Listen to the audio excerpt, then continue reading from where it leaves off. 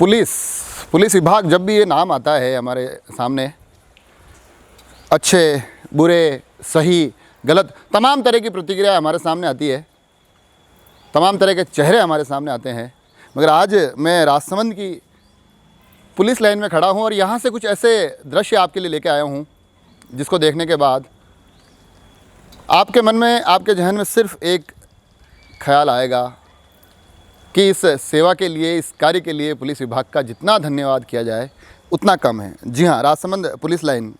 अब मैं इतनी बातें क्यों कह रहा हूँ, तो थोड़ा सा हम कैमरा घुमाएंगे और हमें बहुत सारी चीज़ें तो वैसे स्पष्ट हो जाएगी। चाहिए ये जो जितने भी पीछे लोग इस कार्य से जुड़े हुए हैं, ये तमाम राजसमंद पुलिस के जवान हैं और ये तमाम लोग ये जो सेवा कार्य कर रहे हैं, इसकी जो छोटी सी कहानी है वो मैं चाहता हूँ कि आप सभी लोगों तक पहुँचे कि किस प्रकार से एक दिन यहाँ से निकटवर्ती गाँव पीपड़ा में गौ माता के लिए कुछ आयुर्वेदिक लड्डू बनाने की बात आती है, तो पुलिस के कुछ जवान कहते हैं कि यार हम भी आर्थिक सहयोग देना चाहते हैं। इस एक भाव के साथ एक चर्चा प्रारंभ होती है। चर्चा इस बात की कि क्यों ना जब आर्थिक सहयोग कर ही रहे हैं तो सेवा भी करें। उस अर्थ और उस सेवा दोनों को मिलाकर एक मुहिम प्रारंभ हुई राजसमंद पुलिस लाइन में। मुहिम जो बताया जा रहा है, पहले दिन छोटी मात्रा में, कम मात्रा में यहाँ लड्डू बनाए गए और इसका एक ग्रुप बनाकर फिर इस मुहिम को थोड़ा सा और आगे बढ़ाया गया।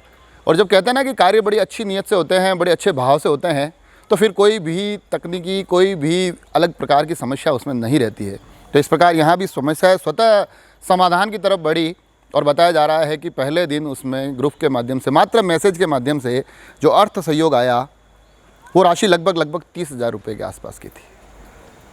उसके माध्यम से पुनः सामान लाए, पुनः उस दिन गौ माता के लिए लड्डू बनाने प्रारंभ किए।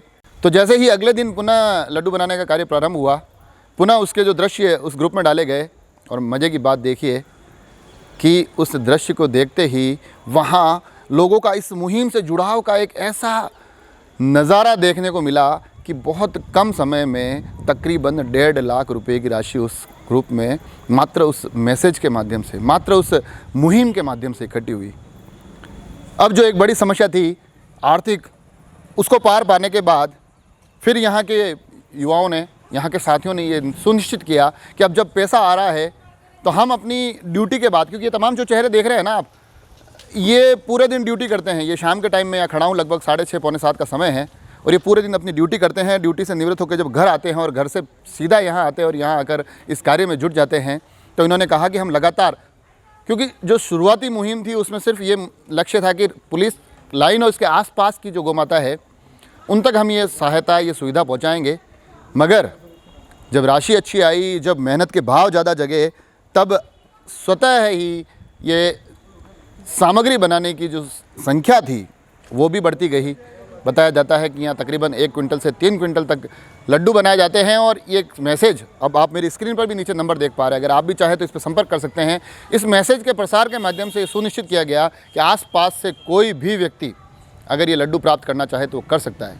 और जो मैंने ऑफ कैमरा बात की, कमाल की बात देखी, यहाँ से चित्तौड़ तक के लिए ये आयुर्वेदिक लड्डू गौ माता की सेवा में पहुँचाए गए हैं।